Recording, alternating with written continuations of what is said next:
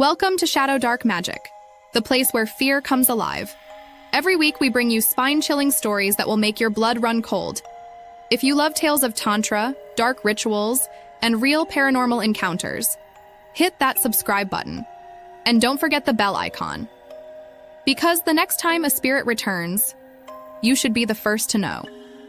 Deep in the dense forests of Bengal lay a village called Tamrapali, a place untouched by time. The villagers never spoke to outsiders. They said the land was cursed, ever since a tantric ritual was left incomplete. But come on, who believes in all that in today's world? George, a curious college student, arrived with his two friends, Kenny and Olivia. They were shooting a documentary, hoping to uncover the truth behind the village legends and the mysterious Tantra Kund. They stumbled upon an ancient temple. Its walls were covered in blood-red inscriptions of forbidden mantras. Nearby lay a scorched sacrificial pit. An old village sage looked at them with trembling fear and whispered, "Do not look into that pit. Something still breathes inside it." At midnight, the footage showed a strange silhouette near the pit, but there was no shadow beneath it. Olivia, now scared, tried to shut the camera off, but George insisted, "This is exactly what we need, real evidence." Suddenly, a sharp whistle echoed from the jungle, and the air went completely still. George leaned over the Tantra Kund and saw a headless sage sitting inside. His eyes were open and slowly turning toward George. Before he could step back, an invisible grip seized his neck. Kenny and Olivia dragged him out, but he had lost consciousness. A strange, ash-like mark appeared on his forehead, and his heartbeat was erratic. By morning, the villagers arrived and said, "It's too late now. If the Tantra has awakened, it will not spare anyone."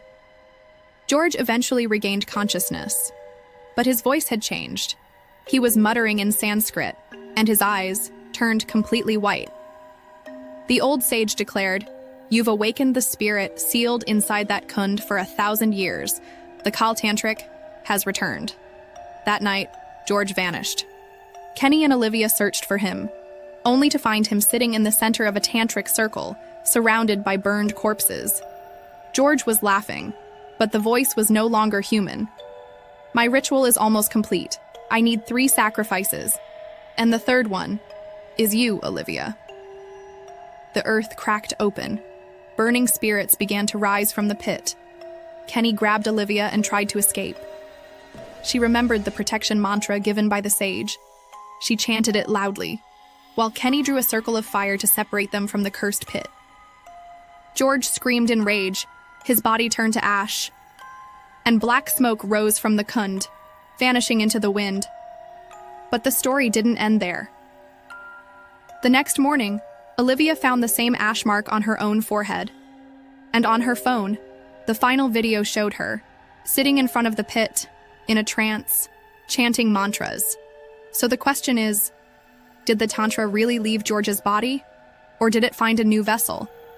If this story sent chills down your spine, subscribe to Shadow Dark Magic, and stay tuned for the next nightmare, because next time, the one you trust the most might be the one who destroys you.